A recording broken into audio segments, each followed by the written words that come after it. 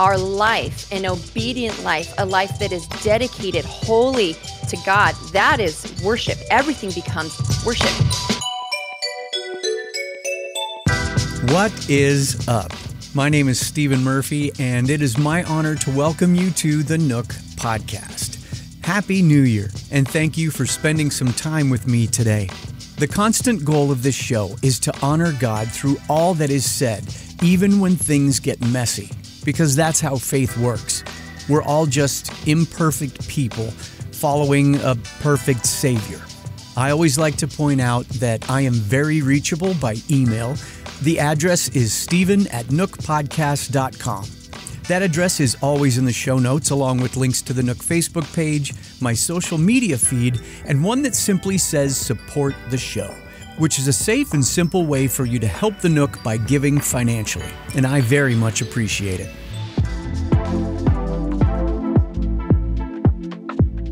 Today we begin a new series called Spirit and Truth, looking at the importance of making worship a priority as we begin this year. The core Bible verse comes from the Gospel of John, chapter 4, verses 23 and 24. Jesus said, "But the time is coming, indeed, it's here now, when true worshipers will worship the Father in spirit and in truth. The Father is looking for those who will worship Him that way, for God is spirit. So those who worship Him must worship in spirit and in truth." As I was pondering what to do with this first part of the new year, I couldn't seem to get away from thoughts of how we are called to worship our Creator. And I must be honest in saying that it has been something that I've gotten very passive about. I want to re-gear my mind to be more aware of how I can be engaged in worship well beyond a Sunday church service. When I do a series of shows on one topic, I try to come at it from various angles, and this one will be no exception. So we will start off with what is likely the most familiar aspect of worship for all of us, the music and singing that we do in church. Allow me to introduce you to Jen Smale. She's a wife, mother of 4, and a worship leader at 2911 Church in Tempe, Arizona. She's also the co-host of one of my favorite podcasts called Worship Leader Probs. It's a very enlightening show for anyone who leads worship, as well as those behind the scenes making weekend services go. So settle in for this conversation with Jen Smale.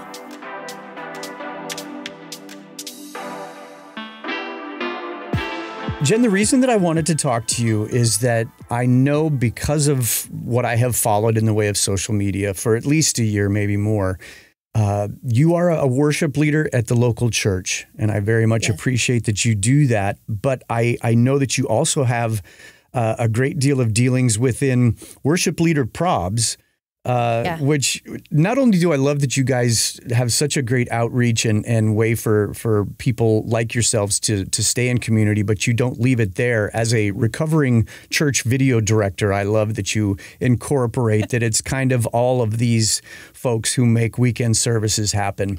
Tell me first a little bit about how you got involved in the local church and for that matter, where you're leading now. Yeah, sure.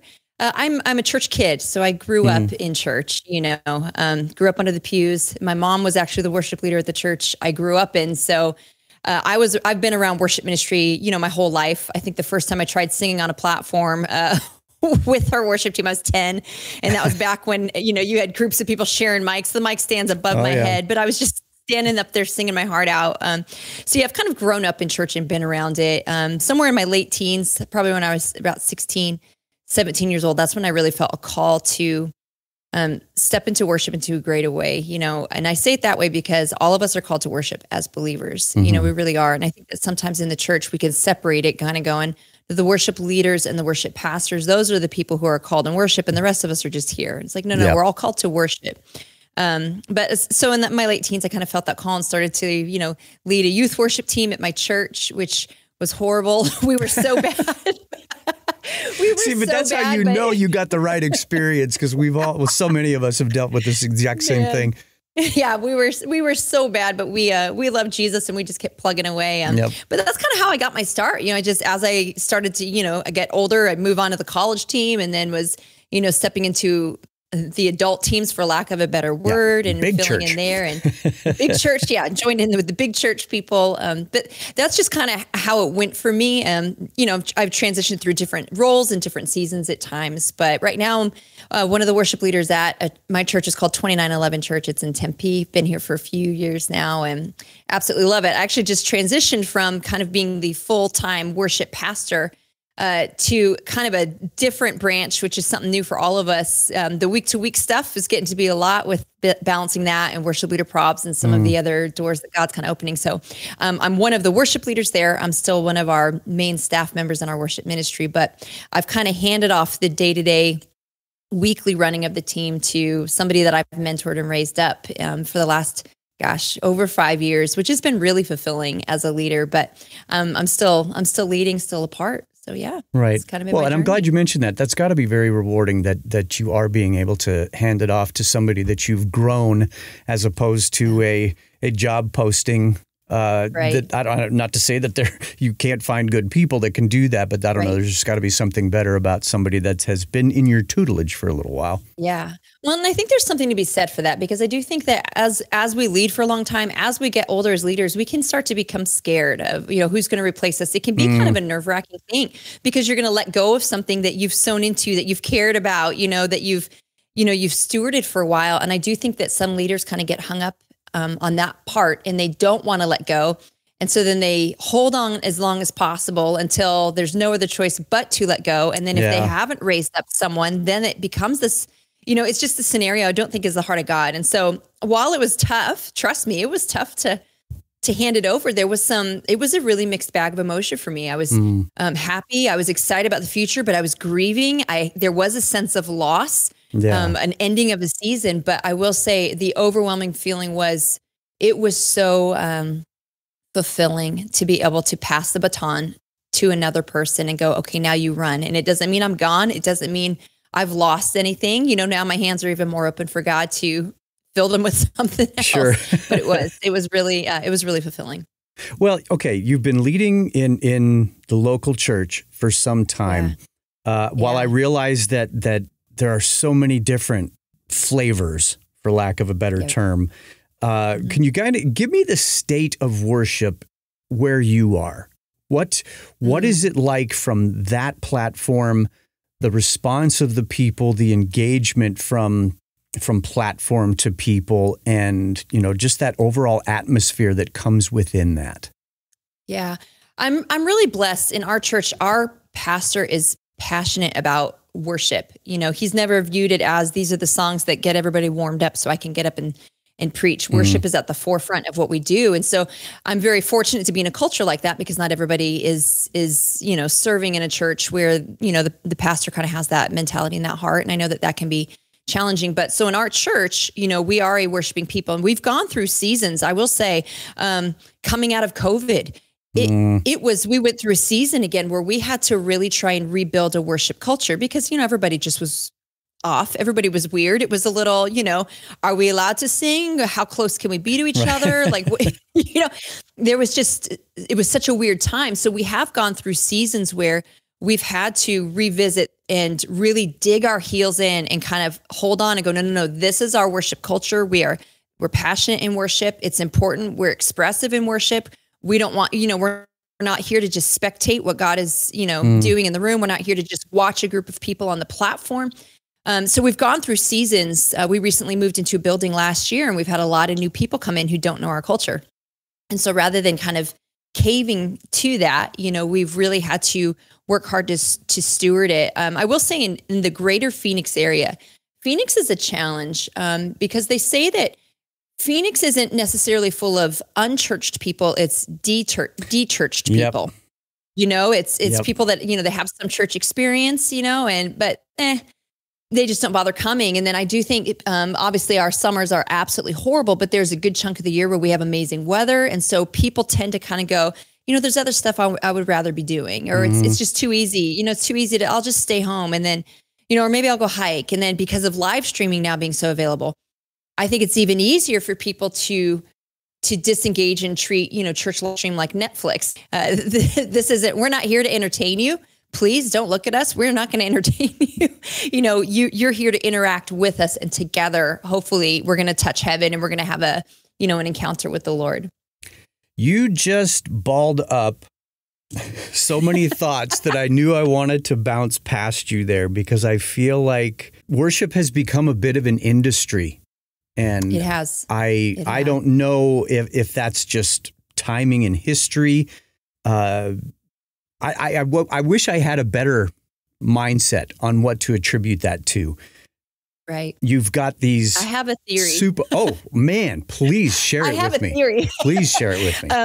When I was growing up, there was a very clear distinction between your worship leader in a church and your Christian music artist that you'd hear on the radio. There was a very clear distinction. And I started to see, as I was getting older, the joke actually would kind of become, if you couldn't make it as a Christian artist, because that's kind of a hard industry to get into, you would then step into a church and you'd just lead worship there. Yep. Well, I think what kind of started to happen, some people blame, churches and different organizations for putting out music. I don't necessarily think that that's a bad thing. I think it's a good thing. I think it's good that we write music for the Lord. And if God takes it places, that's great. I like that there's a variety out there right now. We can, I think for a long time, all Christian worship music was really sounding the same. You only had access to certain people. So I do like that. But I think where it really started to shift was when Christian radio kind of rebranded and moved even more toward worship. I don't know if you've noticed, a lot of the Christian radio stations now, they feature more worship music. And so I think what happened then was that line, that distinction that used to be there between this is worship in church and this is entertainment that I listen to on the radio. And yes, it builds my faith. Yes, it speaks to me, it encourages me, but there's a difference, because worship isn't for me.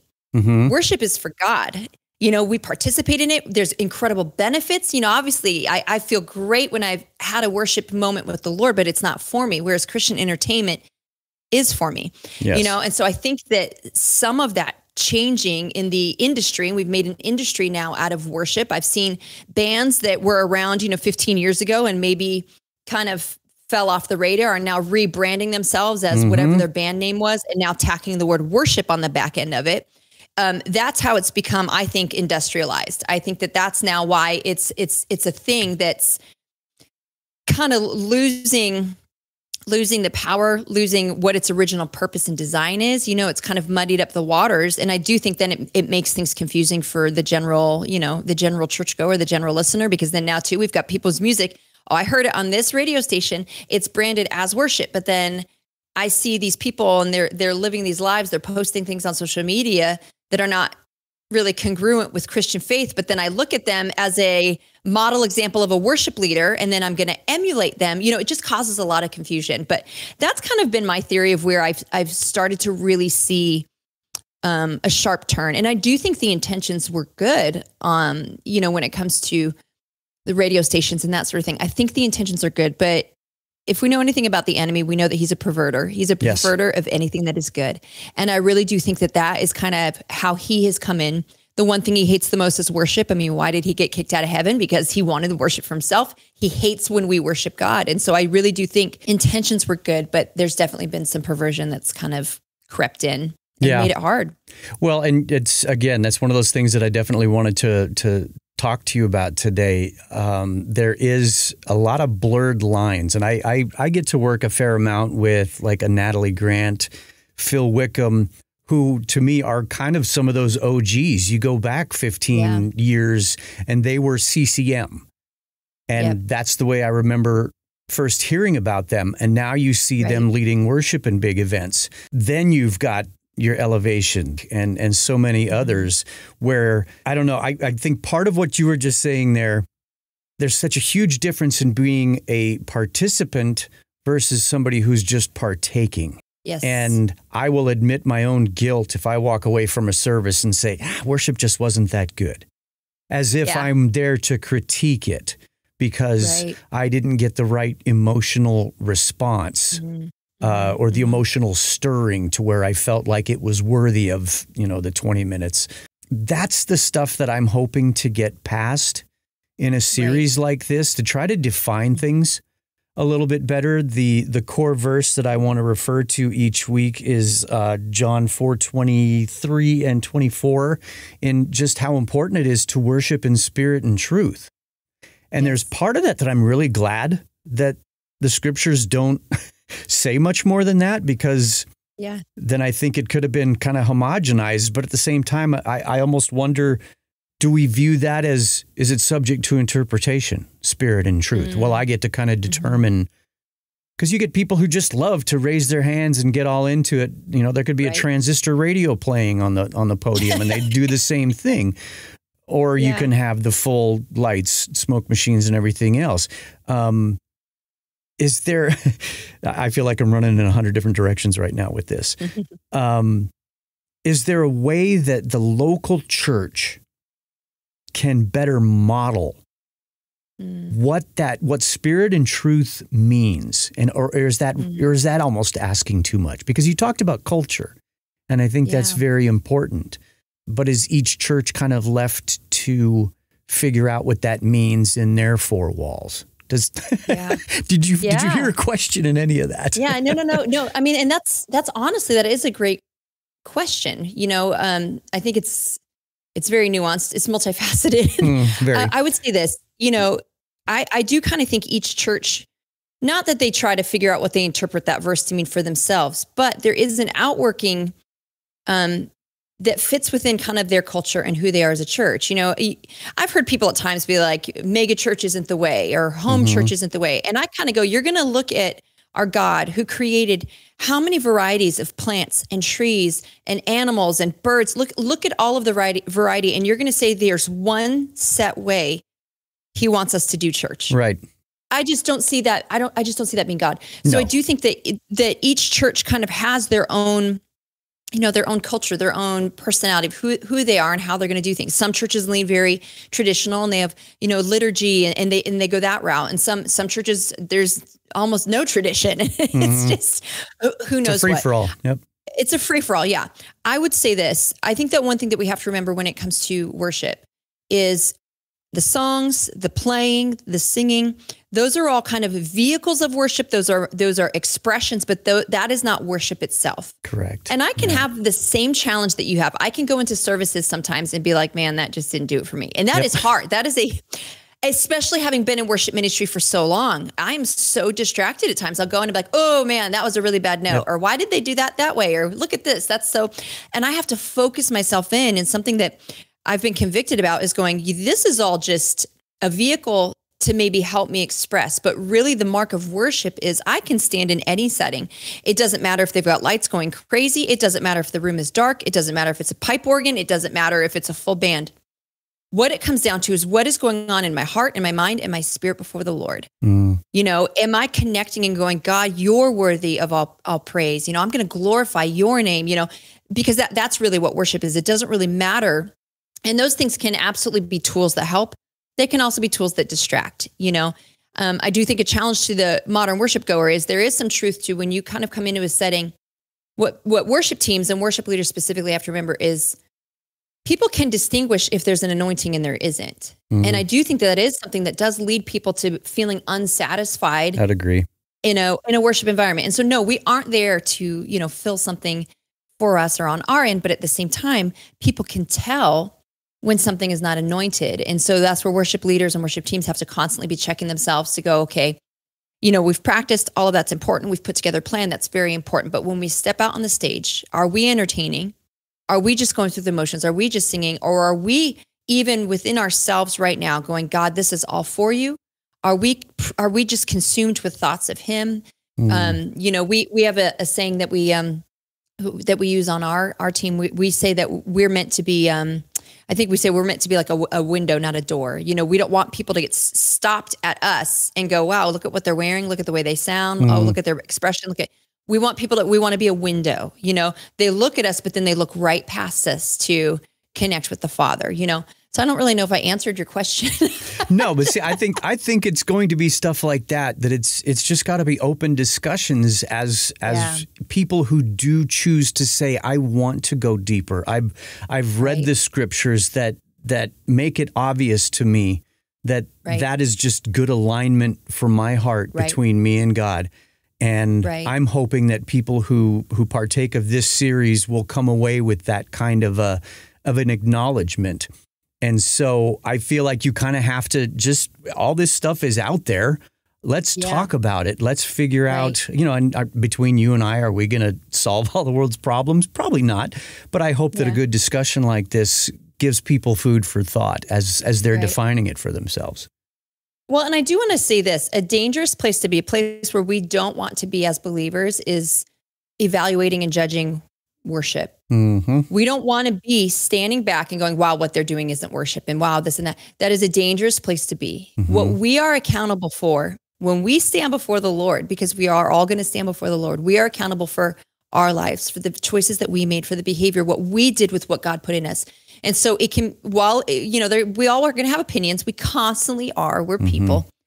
But to make sure that we don't cross a line into going, well, that's not worship, what they're doing. Because guess what? In that moment, what you're doing is displeasing to God too. And so we have to kind of wrestle these things out within us and go, okay, even if you're in a service, or let's say you're at a church where you're like, man, I just can't stand what they do. Okay, that's all right. But don't cross into this realm that's like, well, they're not worshiping, because guess what? We can worship in any situation, at any time. We can worship God, because it's really about what's going on inside of us, And honestly, too, if you're in a church and you feel like, man, they're just missing the mark, then pray for them. Pray for them, but don't ever sit in that seat of judgment. That is that's not the place where we should be or want to be. Yeah, it's funny you say that. I remember a tweet that Beth Moore sent out, and it's got to be 3 or 4 years ago. And I love that she can be a bit of a firecracker in those situations. Yes, she can. And she just said something along the lines of, okay, look, if all we're going to do is sit around and evaluate what the worship band did, and if it was good or bad, then just grab popcorn and a soda when you walk in. Right. Yeah. Because that's what you're making it. And it's like when you're putting it in the same category of, that movie was terrible. Why did I waste 2 hours of my life? That was a terrible film. Right. I'm so in agreement with you there that is a dangerous, dangerous place. To borrow a John Chris, check your heart. If that's all you're doing is evaluating that hour and a half or whatever that you spent at church last weekend based on whether or not it pinged you. Right. We need to get past that. Absolutely. Absolutely. Yeah. Because then at that point, you're a consumer. Yes. You're consuming worship. You're consuming whatever's being offered at the church rather than contributing, and we're not here to be consumers. We are here to contribute to what is going on. The church is one full body, and so it doesn't matter if you're on the platform or you're off. We are all collectively there in that moment to worship. Like it or not, that's what it is. Right. Well, and is the answer having more worship moments, personal worship moments through the week, so that your only experience to it in a 7-day string is not just 20, 30 minutes on a Sunday morning? Yeah. Because I know that somebody's going to go, I just don't know if I want to listen to that. I just don't really get into it beyond church. It's kind of like that Sunday. How do we get our hearts slowly back into a place, or back to a place maybe where we've never been, to where we take it and it's more than just Sunday? Yeah. I think a big thing is, we need to not be lazy believers. I think that sometimes, man, we're just still kind of spoon fed. I don't do any Bible reading. I don't spend any time in prayer. I don't spend any time with the Lord personally Monday through Saturday. But then on Sunday I show up and I expect it all to happen, and I expect it to be fed to me the way I want it. Right. So I think that we all stepping on toes. Yep. I'm sorry. That's what we need. I think that's what we need. I do think we have to grow in our understanding of worship. We have to dive into the word and really understand, what is worship? What does worship look like? What is this thing that we call worship? Worship teams, you've got to do your best to teach it a bit. Find moments where you encourage people and help them to understand, because that's part of your role. But we as believers have to dive into the word and have an understanding of what worship is. Paul writes, I I think it's in, is it Romans 12, to offer your lives as a living sacrifice, holy and acceptable to God.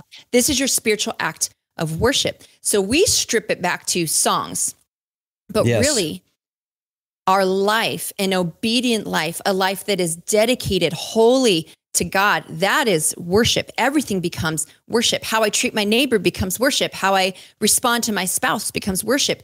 Am I honest on my taxes? That's worship. You know, it's so much more than just singing songs. And so if we can broaden our understanding of what worship is, diving into the word, asking God to open the eyes of our heart, if we can broaden our understanding of the what worship truly is, Monday through Saturday on our own, spending time with God, then that is going to roll into how we perceive what happens in our services, how we participate in what happens in our services. It's just going to impact everything. But we have to make the decision to not be lazy, spoon-fed believers. All right. That one's going to be rattling around in my head. But you made me think of the very first church that I ever interviewed at for a full-time position. It was an interesting process, and they had me talk to the department leaders across the board, which I thought was interesting. And it was the missions, the gal that ran their missions department. She asked the best question I've ever been asked. And she said, "What is your theology of technology?" Interesting. And I stopped and I said, "That's awesome." And having no context for any question like that before, I feel like I was thinking on my feet pretty good. And I just said, the first thing that comes to mind for me, as much as I love all this stuff, I've worked in live production for 35 years, and I've been on stage, I've been backstage. I love what we can communicate. But I said, my theology of technology would be is that if we showed up Sunday and the power went out right in the middle of church, should we send everybody home? I say no. Right. Because if we showed up for the lights and a cool video and all of those trappings, then we showed up for the wrong reason. If that means that somebody just grabs an acoustic and sits on the front lip of the stage and we can still all worship together as a community, that's a much better place to be. And I will say in the now, in that I'm still working in faith-based stuff, it wars with me at times when I see the responses from crowds and do we need all the stuff? Right. Because I love all the stuff. And there's times that I don't know what to do with that, because I want me to be right with all of it and remind myself that I don't need any of that. But I realize that it can be such an emotional response for people at times. How do we, and I'll always say we, because I feel like the church is ultimately responsible for that. Is there a way, and obviously I realize this just may be Jen's opinion on how we get better at conveying that kind of truth to people, to be in that kind of communication with God on a regular basis? We model it. We, that's probably just the best thing, because if we're in that kind of a relationship with the Lord, our lives look different. They do. And our lives should look different.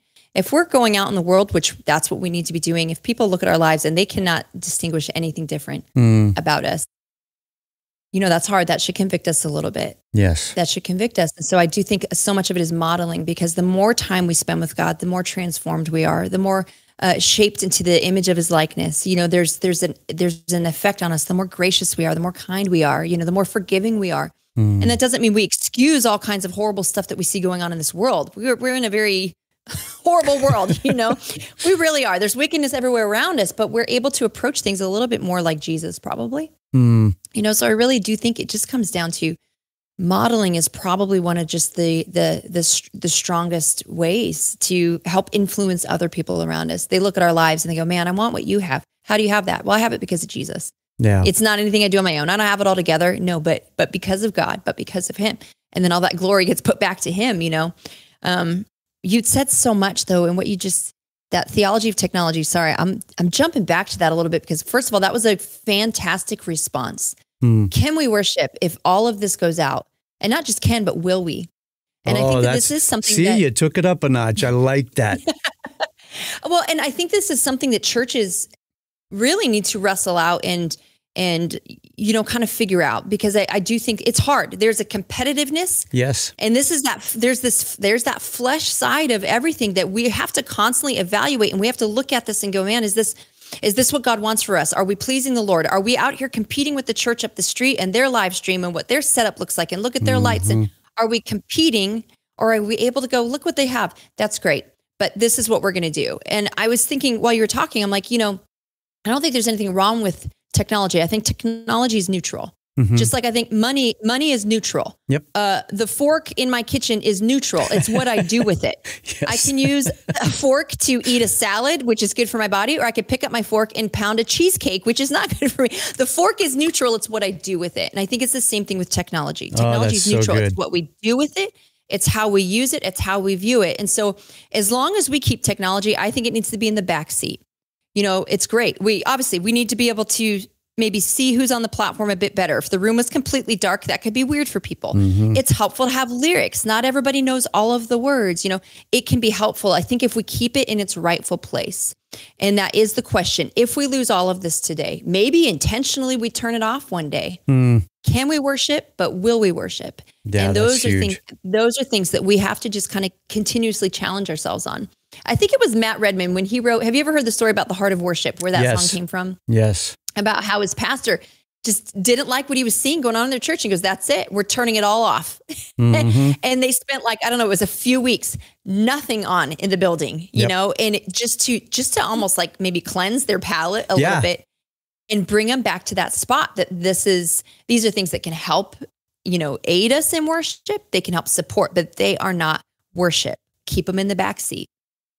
I want to bounce back to something you had said just a little bit ago about if it just doesn't seem like the worship team at your church is doing well, and how that should cause you to pray for them. Yeah. What does the average churchgoer need to know about Jen, or the version of Jen at their church who has been involved in the planning, has distributed the music to the team, and has practiced, and those hours of planning that go unseen, and yet you show up on Sunday and something can whack out on you technologically that you had no control over. Right. And all the other things that you have to wrestle with. What does that churchgoer need to know about Jen the Levite? Yeah. I think they need to know that first and foremost, Jen is a human just like they are. So just because she stands on a platform does not mean she's perfect, does not mean she has it all together. She's a flawed human just like you, just trying to steward the best she can what God has put in her hands. I would say number 2, Jen prays. Jen prays through worship sets. She prays for you specifically when you're going to come in and worship. She prays for the congregation. She prays for God to give wisdom. So when there's a song in the set list that you don't like, or that you think we should have done something else, you need to remind yourself that Jen has prayed and this is the direction she felt God said to go. And so be careful, again, coming back to that, be careful seriously when you evaluate and kind of judge. I've heard stories where people kind of go, well, the Holy Spirit talks to me too. Great. I'm glad. You would want that for them. Yeah. I'm so glad he talks to you. But, if the Holy Spirit is spending his time talking to you about how wrong other people are getting it, I doubt you're listening to the Holy Spirit, because he's going to start first and foremost with us. That's where he's going to start. And that's probably where he's going to hang out most of the time, is us, because we're all flawed.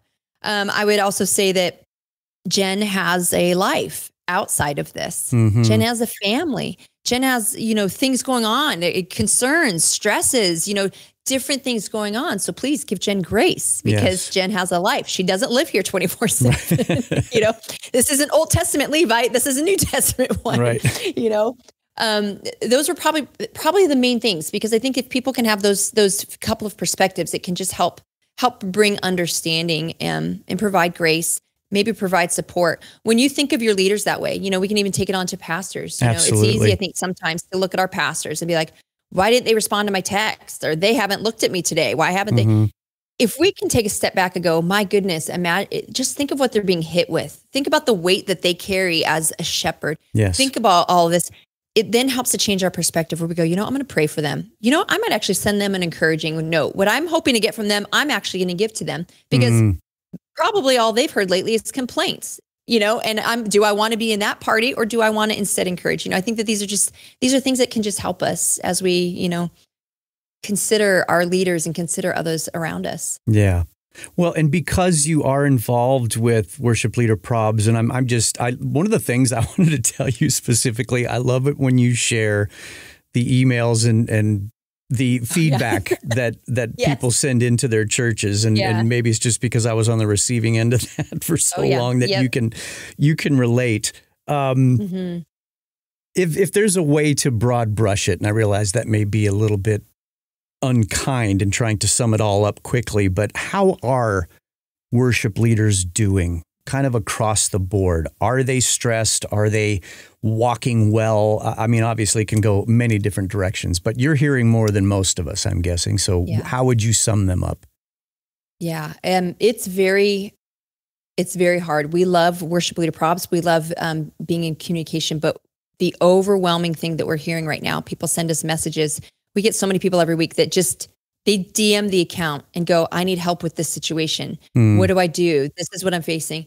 The overwhelming feeling right now that we're hearing is everybody is just burnt. They're exhausted. They're discouraged. They feel beat down. And they don't know what to do. I think that there's so many who are contemplating quitting, stepping away, going, this isn't worth it anymore.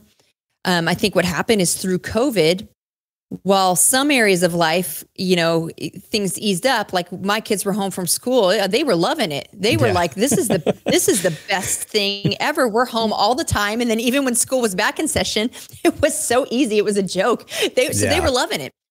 But I think in the church realm, especially if you were on staff, things got harder because, it was like, oh, now we have to reach people. And how do we stay in touch with people? How do we do all these things? And so worship leaders and staff members had to work at a level, like it got kicked up into just a whole new realm. And what I've seen happen and what I think's been going on is there was not a readjustment of pace. The pace that they had to start running at through COVID is now the new expected pace. We expect you, even though we're going to pay you and hire you part-time, we expect you to do more than full-time work. Yeah. In part-time pay, part-time hours, that sort of thing. There was not a readjustment. And so people are just discouraged. And I'm just going to put this out there because of social media, because I think our society has just gotten too lax and we're too free with criticizing each other. Yep. Things that we would never say to someone's face, because we're behind a screen, we do it. We type it out, we hit send, we're critical, we're offended all the time. So not only are we working at a higher level now, and it's a breakneck pace, but now you're being compared, you're being criticized. There's all of this stuff going on, and people are they're just burnt out and they're exhausted, and it's hard. It is hard to see. There are so many times where I'm like, man, I just wish I could jump through the screen and I don't know, give you a hug, pray for you, encourage you. And that's honestly what we come back to is we just pray. Because there's not a whole lot, you feel helpless, but sure. I'm like, but I know that God is with them. We're not in a room together, but I know that God is with them. He can transcend all sorts of areas and spaces. And so, we just kind of come back to praying, but that's really what we're seeing right now. And no joke, I'm so glad that you shared that candidly, because I think that is something that people should know, because whether you can voice it or not, you're counting on somebody at your church to be that voice and that guitar or whatever mode that fleshes out as in your local church. You're counting on them for something. And you're right. I know it because I see it plenty myself, that I think everybody's first instinct is to criticize because like you just said, with social media, we're all published authors, but nobody has an editor. And so we're just mindlessly typing away or tapping away whatever our feelings are in the moment, not quite realizing that there's somebody on the other end of that is really doing the best that they can. Yes. And I can't help but feel for the kid who's been tasked with it at a new church plant that's meeting in an elementary school cafeteria, who maybe he's thought about that for years, how cool it would be to be a worship leader. and now he's in the trenches with it. Yeah. And that kid may have an amazing future if he sticks with it, but is he going to, if we're hurling rocks and garbage, as opposed to saying, bro, keep at it. Keep at it. We need you. We absolutely need you. Jen, I love that you've got such a rich history of doing what you do, going back into childhood and then on into adulthood where it's literally you're living. If there's a way for you to set that all aside and just identify with Jen, the worshiper of Jesus, why is it so important to you to connect with our Creator that way beyond anything that you do for a living? I think it comes down to everything is from Him. Everything is for Him. Everything is in Him. He is it. God's presence that's the prize. You know, his presence is the prize. You know, heaven, that's the goal. You know, nothing on this earth can ever satisfy. Yeah. You know, we all live a very short span. You know, really in the view of eternity, our lives here are just a vapor, you know, as it says in the Word. And just kind of trying to really live with eternity in mind. And I want to hear that He's proud of me. And I know that He is. You know, this isn't a workspace type of thing, but there's just something different about living in the good pleasure of your Father, you know, and I don't have to wait for eternity to kind of experience that. You know, it's if I can live with that mindset here on earth, He is the prize, nothing else. And yes, it's great to have families. It's great to be married. All these things are great, but they're not the goal. They're not the ultimate. It's Him. It's His presence, you know? And so that's really what it all comes down to for me. And I just feel like this isn't a bragging point, but I do want to say this. I'm a volunteer worship leader. I've never been paid. I was paid a stipend for a short time in worship leading early on in life. And it was God providing in a season where I really needed something. But my heart has always been, this is what I'm going to do regardless. This is my passion. My passion is to help lead people. And so a prayer that I prayed very early on was, I'm like, God, I believe that you're going to provide. So I'm not going to attach the need for a paycheck to this. And I'm hoping then that you will use my life as an example. Not that there's anything wrong with being paid, but I do think that sometimes the trap can be that when we have to have an income, then we can view it more like a career and not a calling. Yes. And I do think leading worship is a calling first and foremost before it's a career, you know? So I just wanted to put that out there, maybe to the worship leader who is volunteering and they're like, I'm not getting paid. Hey, treasures in heaven, baby. You're gonna, you know, but God is faithful to take care. That's what I've seen God do through my entire life. He has always faithfully provided. And it's helped me to just kind of go, you know, I'm going to do this from a place of passion and obedience because I love Him, and I'm not going to worry about the rest. And again, there's nothing wrong with getting paid, but just for me personally, that's been my journey.